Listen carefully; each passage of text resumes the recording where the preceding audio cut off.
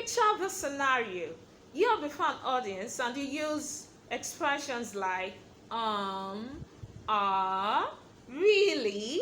Basically, if you're watching this video, then very likely you use vocal fillers. Vocal fillers are words, sounds, expressions we use in our everyday speech that can be distracting.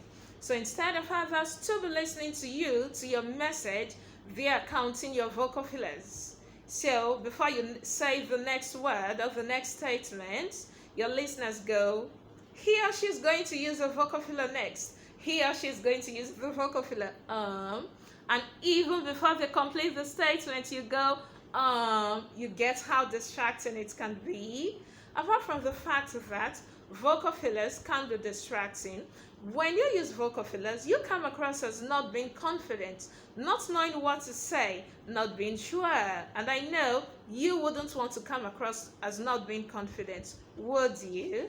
How then can you overcome vocal fillers? First, you need to identify your vocal fillers. So pay attention once you are engaged in conversations with others.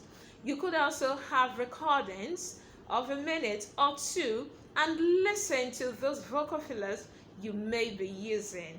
You also could engage in conversation with friends, family members, and ask them to pay attention to your vocal fillers.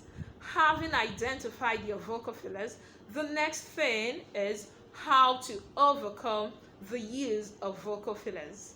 I would give you a very easy tip, which I call PTT. Wondering what PTT means? P stands for pause, T stands for think, and the last T stands for talk. So before talking or speaking, pause. You may want to say, did you notice? I paused. I said, you may want to say, and at the end of that, or whilst I have said, you may want to say, I am thinking.